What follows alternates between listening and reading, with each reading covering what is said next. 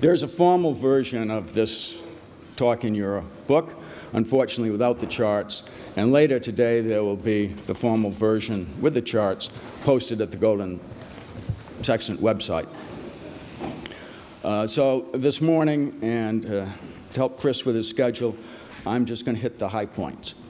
The first part, in any event, entitled Pimps and Wimps, Pimps for Political Power and Wimps in Fear of It, covers a lot of subjects that previous speakers have hit on. The behavior of the gold mining companies, the conduct of banks and governments, and some of the shortcomings in education on monetary matters. Instead, I guess I will tell you a hockey story. It was my good fortune as a young man to play hockey at Harvard when Cooney Weiland was the coach.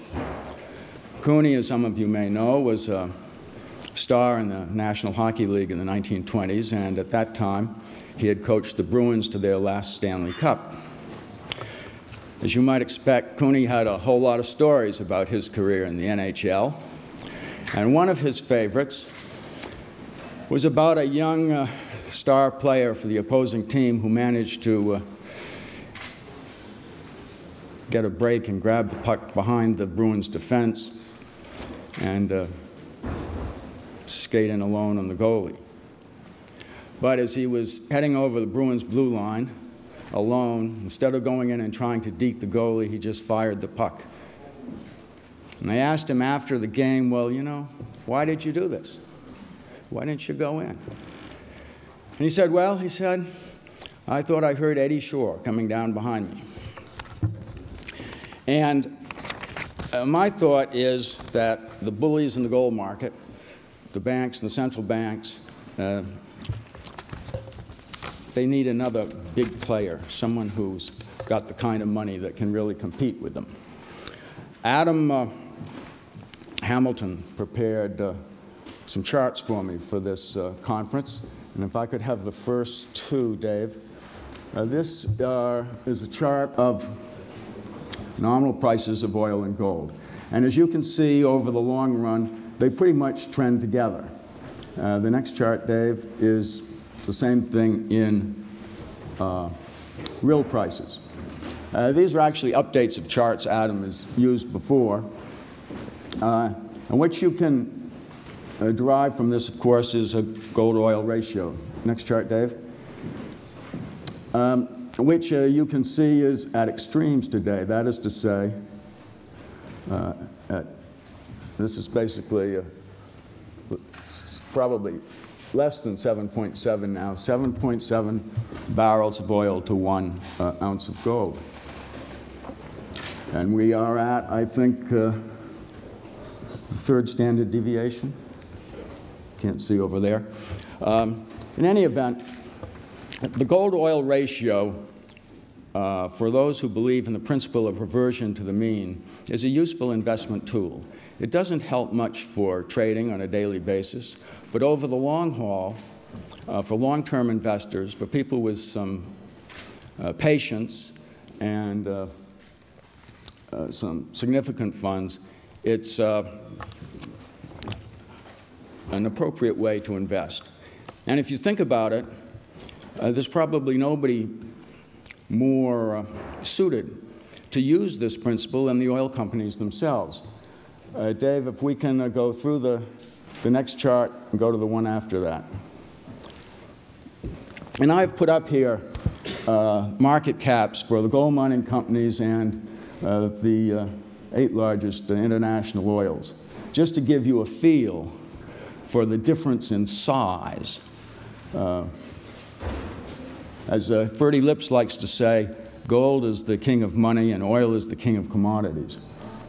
But when you look at a chart like this, the king of money looks to be a definitely poor relation. Dave, let's go to the next chart. So I prepared a few more numbers on the oil industry. And as you can see, the big oil companies are significant users of debt, particularly long-term debt. And they're also, at the current time, going out and, many of them at least, buying back their own shares. And so the question I ask myself is, well, you know, does it really make any sense, the gold-oil ratio at an extreme, for the oil companies to be putting money into buying back their shares? They're just basically buying oil at a very high price. And if you look at the kind of money they're spending, you wonder, well, maybe they should just buy gold. Now, there was a time when the oil companies did invest in, you know, other companies. Some bought into mining companies. One, Mobil, bought Montgomery Ward, which internally soon became known as the Monkey Ward. But when you go back and look at the relationship between gold and oil, there's actually a case to be made for the oil companies taking an interest in gold. I mean, this is kind of the obverse. So that my thought was, well, look, if you're ExxonMobil, you could spend $10 billion, but why not spend it on gold? Next chart, Dave. And I just wanted to put up some, actually my partner Bob gave me this title, provocative equivalence. I mean, if you think about $10 billion relative to gold, this is $4.20 an ounce. I mean, you've got to, you're talking about well over what the European Central Bank, or what the Second Washington Agreement provides in annual sales, 500 tons. So my thought is that one way to go here might be to take our story to the oil patch, so to speak, and to try to persuade it doesn't really take, the size of those companies, it doesn't take more than one. Or you go further down and a few small oil companies.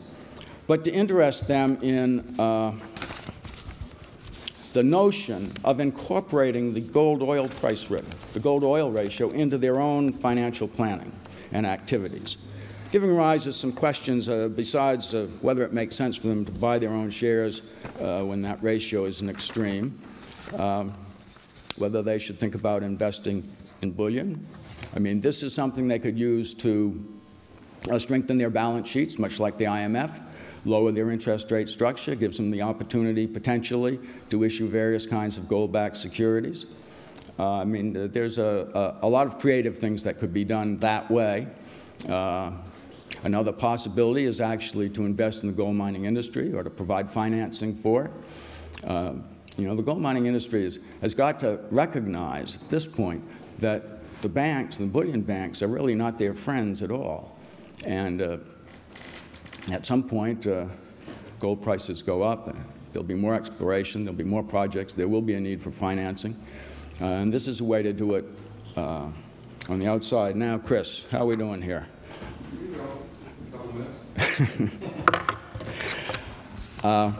Well, the other general point I wanted to make is that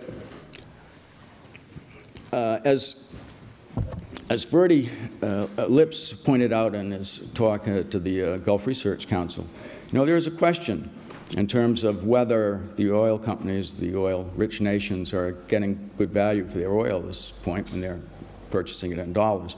If you start talking about pricing oil, should it be in dollars, and you want to change to euros, I mean, you're not really changing things very much.